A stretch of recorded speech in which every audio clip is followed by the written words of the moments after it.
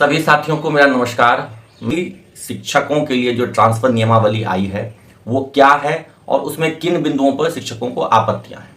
सबसे पहले हम जानते हैं कि इस नियमावली में है क्या। इस नियमावली में शिक्षकों को विभिन्न वर्गों में बांटा गया है, जैसे कि असाध्य रोग से ग्रसित, गंभीर रोग से ग्रसित, दिव्यांग या सेवा काल के दौरान जिनकी दिव्यांगता हुई हो। फिर उसके बाद विधवा एवं परित्यक्त महिलाएं हैं, ऐसी शिक्षिकाएं जिनके पति भी सेवा में हैं, और फिर पुरुष शिक्षक, सबके लिए अलग अलग प्रावधान किया गया है। अब दूसरे पॉइंट पर देखते हैं कि अलग अलग क्या प्रावधान है। जो दिव्यांग, असाध्य रोग, गंभीर रोग, परित्यक्त और महिलाएं जिनके पति भी सेवा में हैं, उन सब के लिए ये बनाया गया है कि उनकी पोस्टिंग अपने गृह पंचायत या नगर निकाय में नहीं हो सकती है, लेकिन गृह प्रखंड या गृह अनुमंडल में हो सकती है। महिलाओं के साथ ये भी बाध्यता लगाई गई है कि उनके पति के गृह पंचायत या नगर निकाय में भी नहीं हो सकती है। पॉइंट नंबर 3 में हम लोग ये जानेंगे कि पुरुषों पर क्या बाध्यता लगाई गई है। पुरुषों पर बाध्यता लगा दी गई है कि उनका गृह अनुमंडल में ही पोस्टिंग नहीं होगा।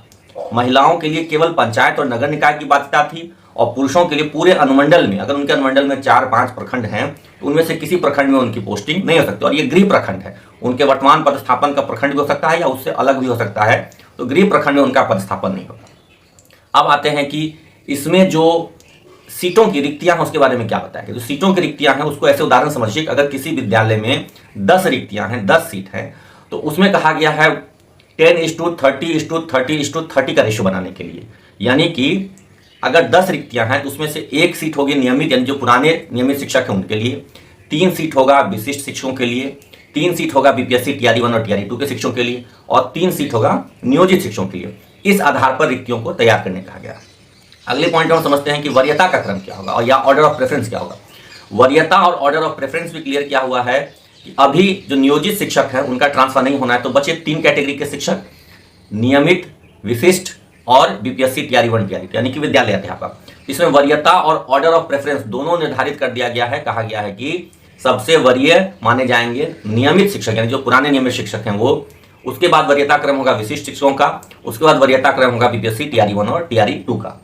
ये वरीयता क्रम और ऑर्डर ऑफ प्रेफरेंस, पोस्टिंग में भी ऑर्डर ऑफ प्रेफरेंस ये होगा। अगर मान लीजिए किसी विद्यालय में 1 ही सीट है तो वहां पे सबसे पहला अधिकार होगा नियमित शिक्षकों का, नियमित शिक्षक नहीं रहने के बाद विशिष्ट शिक्षकों का, और विशिष्ट शिक्षक भी नहीं रहेंगे तब बीपीएससी टीआरई 1 और टीआरई 2 सेशन। ये ऑर्डर ऑफ प्रेफरेंस है। अगला पॉइंट ये है कि ऑप्शंस जो होंगे, विकल्प जो होंगे वो क्या मिलेंगे, कैसे विकल्प का चयन किया जाएगा। तो विकल्प के बारे में कहा गया है कि 10 विकल्प आपको मिलेंगे, यानी कि 10 विद्यालय आपको मिलेंगे जो चुनना होगा। आपका जो इच्छित जिला है जहां आप जाना चाहते हैं, या सक्षमता में जो आपको जिला मिला हुआ है, उस जिले में आप 10 विद्यालयों का ऑप्शन देंगे, विकल्प भरेंगे, और कोशिश होगी कि उन्हीं 10 में से किसी विद्यालय में आपकी पोस्टिंग हो जाए। अब आते हैं बात कि अगर उन 10 विकल्पों में नहीं हुआ तब क्या होगा। उन 10 विकल्पों में से यदि कोई विद्यालय नहीं मिला तो फिर सरकार का यह कहना है, शिक्षा विभाग के अपर मुख्य सचिव का यह कहना है कि प्रयास होगा कि निकटतम अनुमंडल या जिले में उनको कोई स्कूल मिल जाए। अब अगला पॉइंट आते हैं कि जो बाहरी, बिहार से बाहर के शिक्षक हैं, पुरुष शिक्षक हैं, उनके लिए क्या नियम होगा। तो उन पर चूंकि उनका गृह प्रखंड या अनुमंडल यहाँ है नहीं, इसलिए यह अनुमंडल की बाध्यता उन पर लागू नहीं होती है। वो किसी भी प्रखंड अनुमंडल में अपनी पोस्टिंग, अच्छी पोस्टिंग हिसाब से चॉइस फिलअप कर सकते हैं, उन पर कोई बाध्यता नहीं लगेगी। अगला पॉइंट है कि कितने सालों तक यह पोस्टिंग रहेगी। कहा गया है कि 5 वर्षों तक के लिए केवल पोस्टिंग रहेगी।